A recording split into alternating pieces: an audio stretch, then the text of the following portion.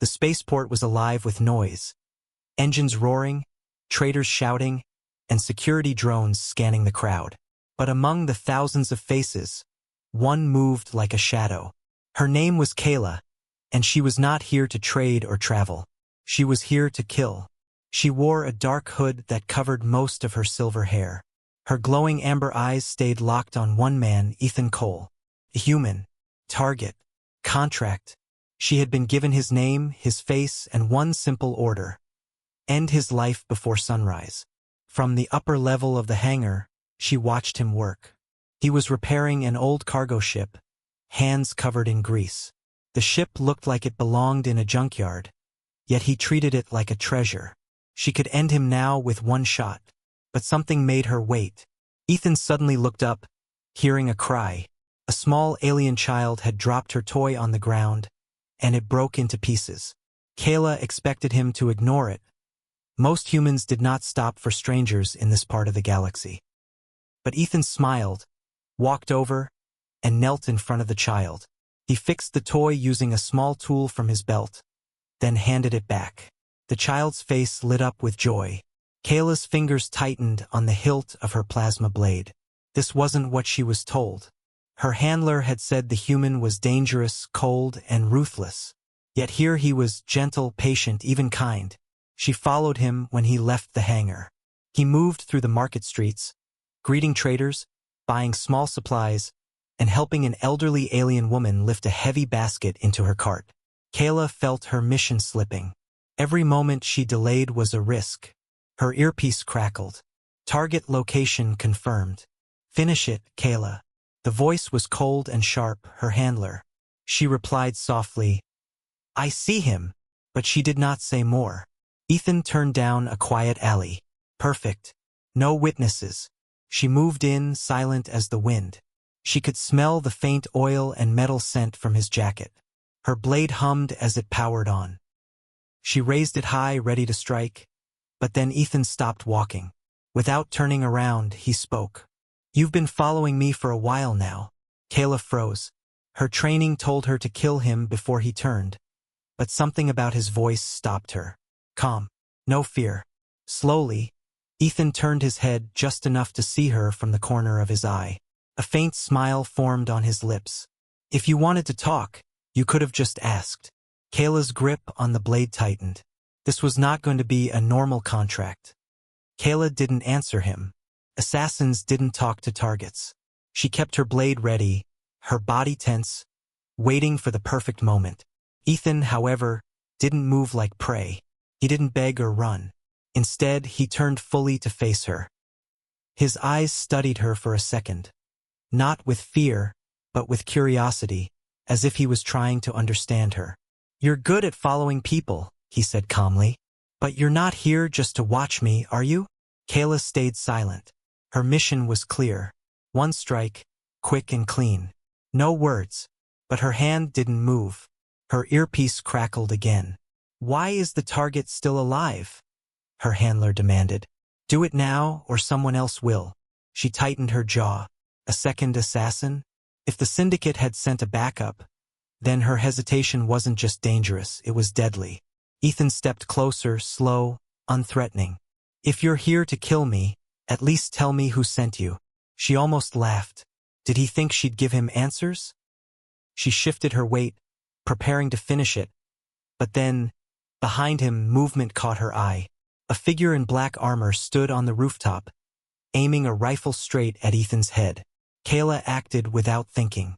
She lunged forward, shoving Ethan to the ground just as a plasma shot burned through the air where his head had been. Ethan rolled, pulling a small blaster from under his jacket. Guess you're not the only one who wants me dead, he muttered. Kayla's pulse raced. This was not part of the plan. She was supposed to kill him, not save him. But now the other assassin had spotted her too, and that meant she was also a target. The black-armored shooter leapt down into the alley, landing between them. Kayla, the voice growled through the helmet. You're interfering with syndicate business. She gritted her teeth. He's my contract. The assassin laughed. Not anymore. Without another word, the fight began. The black-armored assassin struck first, swinging a blade at Kayla's head. She blocked it, sparks flying where the plasma edges clashed. Ethan moved fast too, firing his blaster at the attacker's side, forcing them to dodge. "Stay out of my way, human," Kayla snapped, twisting to counterattack. "Not an option." Ethan shot back, firing again. The alley was narrow, leaving no room to escape. Kayla fought with speed and precision, but the other assassin was just as skilled. A kick slammed into her chest, knocking her back against the wall. The attacker turned toward Ethan, blade ready. Kayla reacted on instinct, throwing a small shock disc at their helmet. It exploded with a flash, blinding them for a second. "Move!" she yelled. Ethan didn't argue. They ran, side by side, through the twisting streets until the shouts of pursuit faded. They stopped only when they reached the edge of the market, breathing hard. Ethan glanced at her, one eyebrow raised. "You just saved my life. Twice." "That wasn't for you," she replied coldly. "He was in my way." "Right?" Ethan said, though his smirk suggested he didn't believe her. Kayla knew she should leave. She could still complete the mission later. But something felt wrong. The syndicate wouldn't just send one more assassin, they'd send many. If she left him now, she might never get close to him again. Her stomach growled. She ignored it, but Ethan didn't. "Hungry?" he asked casually. Kayla stared at him. "Are you seriously offering food to someone who just tried to kill you?" "Why not?" Ethan said, already walking toward a small food stall. "If you're going to kill me, at least let me buy you dinner first." She should have refused. She should have finished the job. But instead, she followed him to the stall. They sat at a small table in the corner, the scent of grilled meat and spice filling the air. Ethan talked about his travels, his work repairing old ships, and the strange jobs he'd taken just to survive. Kayla listened without meaning to, her mind trying to find proof he was the monster she'd been told about. But every word only made her doubt her mission more. When the meal was over, Ethan leaned back in his chair. "So, assassin," he said lightly. "What happens now?" Kayla didn't answer. She didn't know anymore. The next morning, Kayla woke to the faint hum of Ethan's cargo ship. She had stayed the night in a hidden corner of his hangar, telling herself it was only to watch him. But deep down, she knew the truth. She wanted to see what he would do next. Her earpiece buzzed. The voice of her handler cut through the quiet. "You failed. Another team is already in the city. If the target is not dead by nightfall, you're finished too." Kayla's jaw tightened. She could run, leave Ethan to his fate, save herself. But for some reason, the thought made her chest feel heavy. Ethan walked into the hangar carrying a box of tools. "Morning," he said casually, as if she wasn't the same person who had been ready to kill him yesterday. "Hope you like strong coffee." Kayla almost smiled, almost. "You don't seem worried someone's hunting you."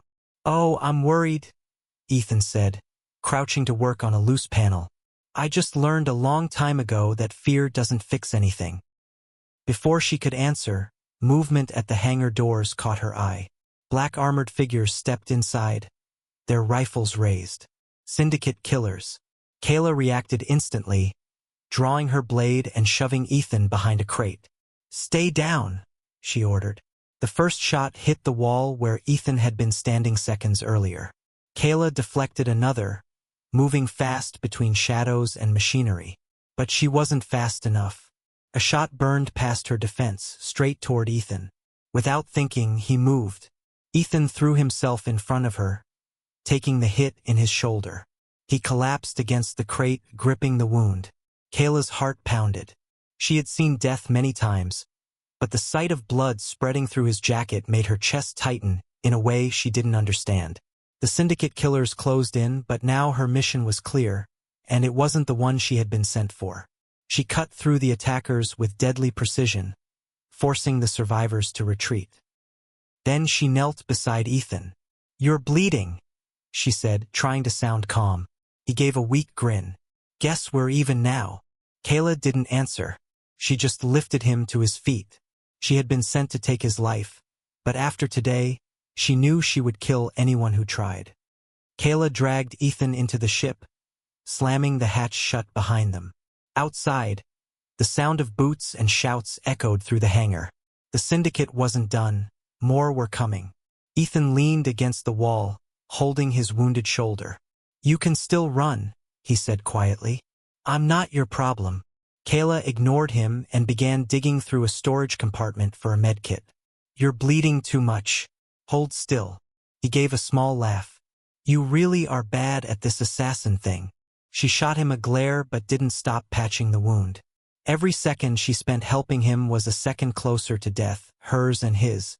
The syndicate didn't forgive failure. Her earpiece came alive again. "Kayla, report," her handler demanded. "Is the human dead?" She froze for a moment, the medkit still in her hands.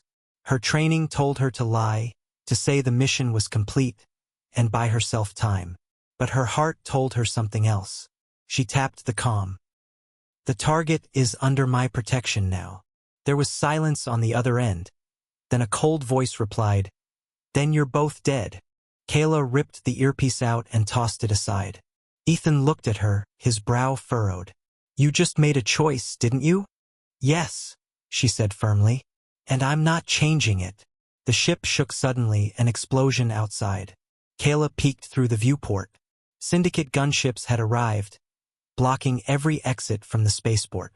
"You can't fight them all," Ethan warned. "I'm not leaving you," she said, checking the charge on her plasma blade. "If they want you, they'll have to go through me." For the first time since she met him, Ethan looked at her with something more than curiosity, respect. Outside, the sound of armored footsteps grew louder. Inside, Kayla stood ready, her body tense, her mind focused. She had been an assassin her whole life. Now, for the first time, she felt like something else. And she knew the syndicate would make them pay for it. The hangar doors burst open. Syndicate mercenaries in black armor poured in, rifles ready. Their boots hit the floor in perfect rhythm, their masks glowing red in the dim light. Kayla stepped forward, her plasma blade igniting with a sharp hum. "Stay behind me," she told Ethan. He smirked, holding his blaster in his good hand. "Not a chance." The first shots came fast. Kayla spun and deflected them, each strike sending sparks into the air.